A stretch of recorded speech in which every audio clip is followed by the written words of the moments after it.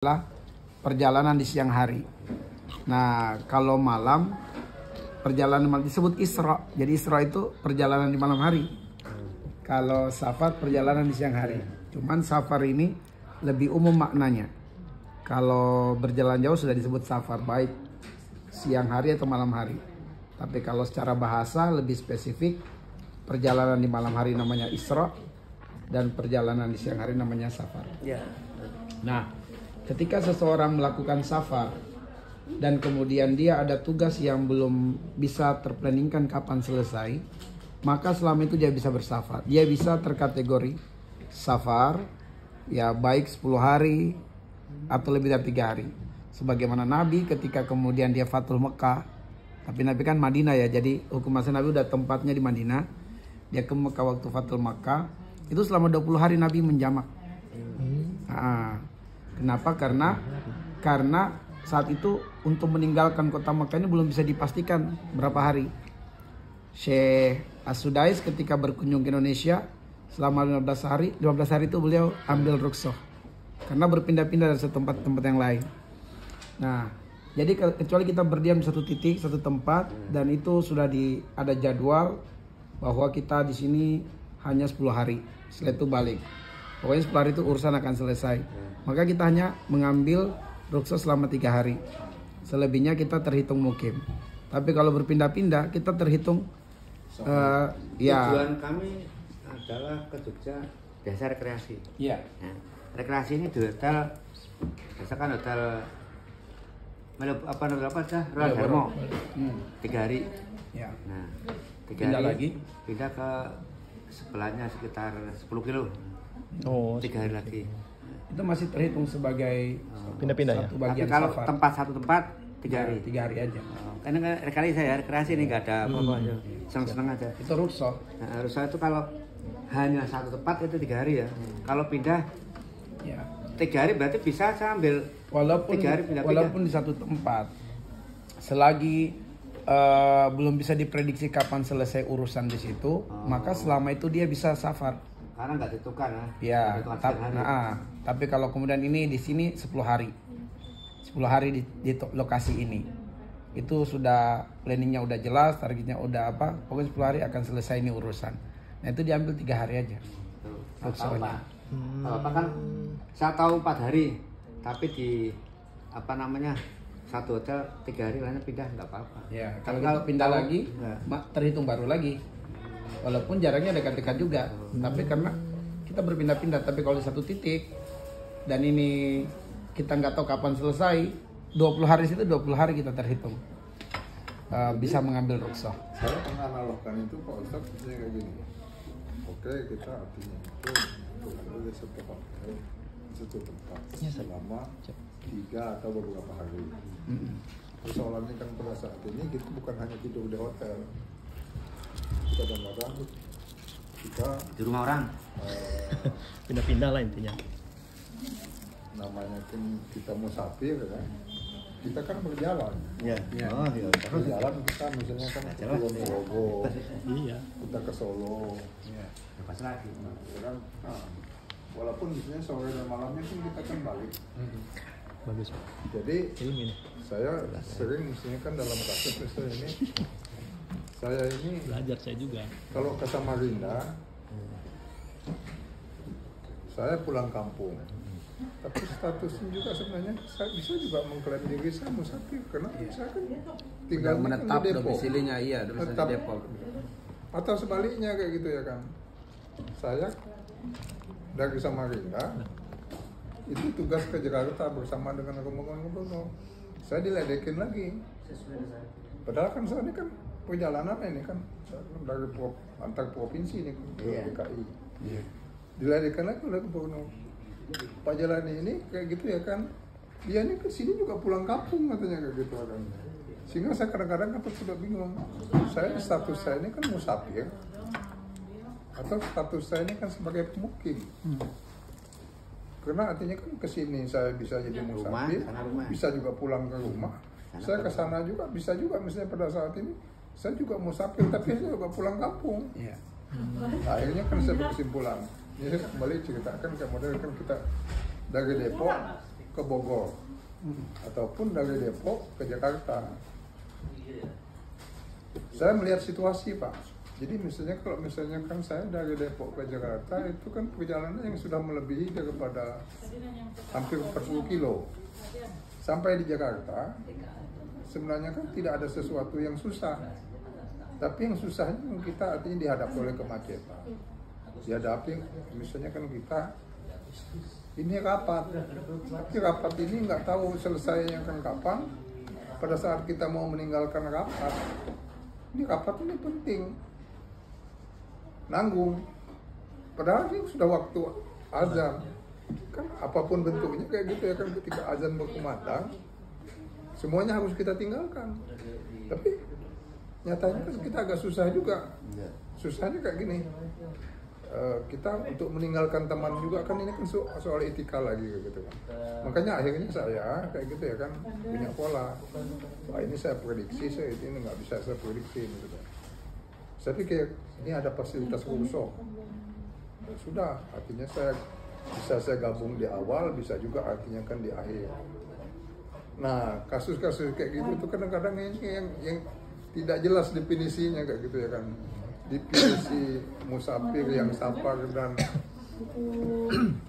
apa? Yang malam kan? Isra kayak gitu ya kan. Ya karena dihadapkan oleh situasi yang kadang-kadang susah untuk diprediksi keadaan. Apalagi kalau misalnya kayak model di Jakarta ini kan tiba-tiba kayak gitu ya kan. Kita sebenarnya dekat aja ke sana tuh kan. Kita dengar sebenarnya kan masjid ini kan dekat kedengaran kayak gitu ya kan dengan mic. Tapi kalau kita jalan kaki, Pak, jauh muternya tengah mati. Ya, gitu, kondisinya kan. susah kayak kita pernah sholat di kendaraan itu, Ustaz. Kemarin kehabisan waktu sholat itu gimana? Jadi pertama kalau maghrib itu. Kalau Asar kita sampai habis. kalau safar itu memang ada 3 tinjauan fikihnya terkategori safar. Pertama dilihat dari jarak tempuh. Jarak tempuhnya sepakat para ulama alul fikih minimal 80 km. Itu sudah terhitung safar walaupun perjalanan ditempuh dengan cara mudah. Misalnya karena tolnya jadi lancar semuanya, 1 jam perjalanan sudah cukup. Tapi dilihat dari jarak tempuhnya sudah 80 km minimal, itu sudah safar.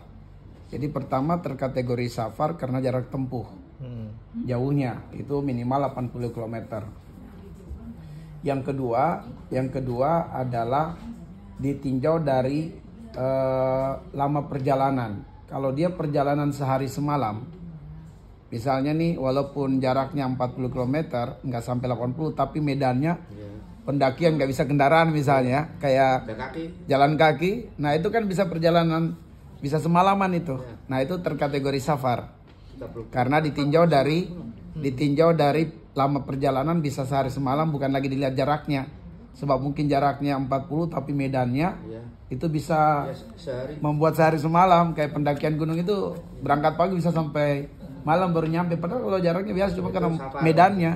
Nah itu kategori safar karena ditinjau dari lama perjalanannya sehari semalam walaupun jarak tempuhnya nggak sampai 80. Yang ketiga adalah unsur masyaqqah, yaitu walaupun jaraknya nggak sampai 80, katakanlah 60 atau 50, tapi jalan yang dia tempuh ini bukan kebiasaannya.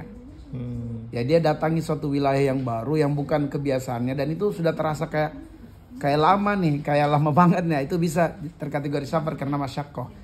Ada kesulitan. Yang kedua bukan medan yang biasa dia lalui. Lama. Ya. Nah itu bisa jaraknya nggak juga sehari semalam, nggak juga 80 km, tapi dia wilayah yang baru dia jalani dan ada unsur masyaqqahnya, ada unsur kesulitan. Maka itu terkategori safar. Sampai berapa jam? Ya. Sampai berapa jam minimal? Mungkin bisa sekian jam. Yang penting dia ini bukan medan yang biasa dia jalani. Ya, bukan medan yang biasa. Tak ada unsur beratnya. Tidak menjadi. Jadi dia merasa kok ini berat banget di perjalanan karena mungkin. Sampai ya. Maka itu terkategori safar dalam ilmu fikih. Adapun kalau kemudian di luar kondisi itu, misalnya tadi karena rapat, maka kita hanya dibolehkan untuk mengambil rukhsah berupa jamak, tapi tidak dikosar. Karena tadi saya katakan jamak itu zul hajat, bagi yang punya hajat. Misalnya karena sakit boleh jamak. Jadi zuhur asar di jamak, maghrib isya di jamak, tapi tidak boleh dikosar. Cukup zuhur 4 rakaat, asar 4 rakaat. Bisa di awal, bisa di akhir. Nah itu karena Zulhajjah. Biasanya nih Empat gitu ya. tetap 4-4. Misalnya perempuan nih biasa mau walimahan kan sore itu udah dirias tuh. Ya, Dirias. Nah itu agak kesedihan, nanti jamak aja, nanti maghrib, isya nanti sholatnya. Iya. Setelah mungkin acara pelaminan selesai kan biasanya ada yang acaranya malam, maghrib terima tamu. Nah itu sore hari udah dirias mukanya, nggak bisa pakai wudhu lagi. Nah itu nanti dia jamak pada isya atau jam-jam 8 atau setelah selesai acara dia baru. Itu artinya kan Safar. dijadikan 2. Ya. Kalau jamak tetap 4. Tetap. Nah kalau qashar itu kaitannya khusus musafir. Kalau musafir bisa qashar memang itu yang diutamakan dan boleh jamak, bisa jamak. Bisa jamak ya. Bisa jamak. Musafir tapi nggak kosor, bisa ya. Musafir nggak qashar bisa, kalau dia qashar bisa. Puasa. Tapi kalau kita yang tidak musafir bisa jamak, nggak boleh qashar. Karena Karena bisa jamak. ya kalau qashar bisa jamak, kalau jamak belum tentu harus bisa qashar. Kayak tadi kita katakan kita ini bukan musafir tapi bisa jamak. Bisa jamak. Tapi jamak itu 2 waktu aja, Ustaz? Atau 5 waktu itu dijamak? Tidak lah, cuman Subuh nggak bisa. cuman zuhur asar di jamak, Maghrib bisa. maghrib bisa di jamak. Iya, cuma itu kan. Ya, misalnya kalau sakit tadi ya. Ya kalau sakit ya karena mungkin agak berat bangun-bangun lagi, jadi udah sholat zuhur asar di jamak 4 rakaat. Kalau istilahnya jamak takhir itu gimana Pak? Artinya kan Jamak takhir itu misalnya zuhur asar dikerjakan di waktu asar. Akhir, Pak. Kalau jamak takdim, Sholatnya asar dulu, zuhur dulu. kalau kita berjamaah dengan kaum muslimin, kita tetap harus ikut zuhur dulu. Kalau jamaah. Ya kalau mohon maaf. Misalnya nih kita ikut di masjid, kita belum sholat zuhur nih kita jamak, tapi kita ikut di masjid, sholat asar di masjid, kita asar dulu. Kalau Nah, sendirian, kalau sendiri harus zuhur asar berdasarkan firman Allah di surah An-Nisa 103. kecuali kita jamaknya itu ada 5 orang. Ya. Saya tuh tetap sama Ah. kalau misalnya kan maghrib bisa pada saat kita masih di jalan, Tiba-tiba kita maghribnya kan ketinggalan. Pas kita gabungin masjid, pas waktu sholat isya. Isya dulu kita. Isya dulu. kayak Isya, gitu. betul. Jadi kalau itu namanya jamak takhir gitu ya. Jamak takhir. Ya jamak takhir maksudnya karena sholat maghrib dan isya dikerjakan di waktu isya. Sholat zuhur dan asar dikerjakan di waktu asar. Artinya dikerjakan setelah isya gitu ya kan. Iya. Bukan di waktu. Di waktu isya. kalau itu Karena jamaah. bisa saja kita sholat maghrib dulu. Kalau kita sendiri tetap Kalau maghrib kita dulu. ini rombongan satu rombongan. Tiba di suatu masjid udah selesai isya. Nah, kita maghrib dulu kita. Kalau rombongan sendiri. Kalau rombongan sendiri, Ada jamaah ya enggak. Artinya jamaah di masjid udah selesai. Kita baru tiba, jamaah masjid udah pada selesai. Nah kita sholat berjamaah bersama rombongan. Nah maghrib dulu. Kalau kita rombongan yang bisa ngatur, ya artinya kita runtut aja. Iya. Maghrib dulu baru isya. Tapi kalau kita ngikuti masjid yang Ya, kebetulan sudah bisa isya, dulu. Bisa dulu. Isya dulu baru. maghrib. Nah, sebenarnya sholat fajar itu ada enggak? Fajar itu qobliyah subuh atau sendiri-sendiri? Fajar itu artinya subuh, fajar sodik. Jadi kalau dibilang sholat sunat fajar ya sholat sunat qabla subuh. Tapi kalau sholat subuh namanya sholat fajar. Nah, Kadang katakan gini, sholat fajar itu dilakukan sebelum azan subuh. itu sholat sunnah namanya. Kan itu sunnah. Ya, kalau sholat sunnah sebelum azan subuh itu masih qiyamul lail. Ya mulai sholat Bukan sholat sunat fajar. Fajar mah isruk kali, Ustaz. Enggak, sholat sunat fajar itu maksudnya fajar sodik. qobliyah itu ya. Nah, fajar sodik itu tanda masuknya waktu subuh. Sudah subuh. Sehingga apabila sholat sunnah dikerjakan antara azan dan qomat itu disebut sholat sunat fajar. Itu qobliyah ya. Sholat fajarnya disebut Qobliyah, sholat iya. subuh. Iya, qobliyah. Qobliyah. Betul. Nah lalu untuk yang sholat sunat qabla maupun ba'da kayak gitu ya kan, mulai dari subuh, zuhur, Dimakan. asar, maghrib, isya. Itu kalau qabla subuh ada ya, Ya, berarti nggak ada. tapi ba'da subuh tidak ada kan, kecuali nanti pada saat nanti subuh setelah jam 6 lewat gitu kan. Iya. Nah kalau misalkan di zuhur itu Dua-duanya ada. dua-duanya ada, tapi qabla zuhur itu 2 kali 2 4 ya, Bisa 4, bisa 2. Bisa 4, bisa 2 gitu kan. Tapi ada yang bilang katanya kan lebih utama kalau bisa 4. Ya, 2. yang mulai sholat sunat semakin banyak semakin bagus. Karena minimal 2 rakaat. Jadi artinya kan tapi tidak bisa langsung 4 tapi 2-2 gitu ya. Salah. Nah, ada 2. Kalau di asar tidak ada qabla ya. Ya ada badiah. Ya kan? Asar ba'diyah tidak ada. Nggak ada dua-duanya kan nggak ada. Qobliyah ada kan biasa? Tidak ada. Nggak ada. Dia Oh, asar qobliyah nggak ada, Ustaz? Nggak ada. sholat sunat antara azan dan qomat ada, tapi bukan qobliyah. Kata Nabi antara azan dan qomat itu ada sholat sunnah. Sudah mutlak. Iya, Tapi tapi maghrib. antara maghrib, misalnya sebelum maghrib. Sebelum Nah maghrib itu bukan qobliyah, tapi sholat sunnah antara azan dan qomat. Sudah mutlak ya. Ya. Sama. Ada juga yang mengatakan kayak gitu Pak. Jadi kalau orang Baru tahu saya. itu di masjid yang benar, ada qabla maghrib, itu setelah artinya azan diupayakan untuk cepat langsung iqomah karena artinya tidak ada artinya kan sunnah yang artinya kan sebelum sholat maghrib itu artinya kan harus menjalankan qabla maghrib. Kampung Pak. Hah? Di kampung Tapi kan begitu. banyak di kampung-kampung itu. Azan langsung komat. Iya. Kampung. Tapi di sini ada jeda. Mungkin ngerasakan sunat Ya. mutlak. Ya. Masih kesempatan sunat mutlak. Jadi kata Nabi antara azan dan qomat ada sholat sunnah. Tapi bukan Tapi qobliyah. sholat sunnah itu ada yang qobliyah, ada yang mutlak. Nah, Walaupun di waktu menjelang iya di waktu maghrib seperti qobla isya. Qobla isya nggak ada sholat sunat rawatib, tapi dia sholat sunat mutlak tadi antara azan dan qomat. Sholat sunatan apa? Iya, 2 rakaat aja. Maghrib, asar, isya. Berarti niatnya nggak qobliyah, Ustaz? Enggak. Ih, baru Sholat sunat 2 rakaat. baru tahu saya. Sunnah mutlak namanya. Nah, itu. Sehingga boleh habis. Mutlak. ini yang saya sering Allah, ilmu nih. agak sedikit ini ya. Ilmu. Sunnah mutlak. Lanjut terus. Jadi kayak gitu ya. Baru tahu saya. Umumnya kan teman-teman selapi kayak gitu ya. Bahwa yang qabla isya, qabla maghrib itu kalau itu artinya ada keutamaan untuk sholat sunnah, mereka cuma mengatakan itu bid'ah. Makanya saya juga terpikir juga, saya tidak mengkategorikan itu bid'ah, tapi karena artinya kan tidak ada sesuatu yang memang diutamakan, saya mengajukan kepada tempat takmir masjid, sebaiknya kita dan kalian sebagai takmir, kalau sudah azan itu jangan tapi menunggu lagi ada Langsung komat. komat aja Ya, kayak kampung. gitu kan. Karena itu NU. membuat ruang yang kita jadi bisa berdebat dan artinya kan mengerjakan sesuatu yang tidak yang istilahnya tidak ada rujukan kan. Ada rujukannya kalau sholat sunnah, cuman tidak disebut sebagai qoblah maghrib atau sholat sunat rawatib kan yang kita maksudkan sekarang, yang kita definisikan sholat sunat qoblah sholat fardu itu adalah rawatib. Nah, sholat sunat qoblah asar itu nggak disebut rawatib. Sholat sunat qoblah maghrib nggak disebut rawatib.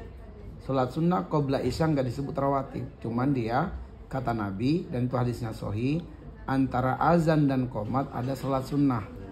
Tapi maghrib misalnya mau langsung qomat boleh, mau juga memberi jeda, memberikan kesempatan orang berjalan supaya kan silakan. Nah, sambil menunggu orang datang ya kita sholat sunat boleh. Kasih kesempatan Orang sambil berjalan, ada yang sedang berwudu. kampung langsung. Iya, kalau di kampung kan langsung, padahal kita buru-buru gitu. Sip. Kan terkadang Jadi dia- ada yang mulai meninggalkan rumah menuju masjid itu ketika dengar azan. Nah, ini rumahnya saja, berjalannya saja, ini butuh waktu.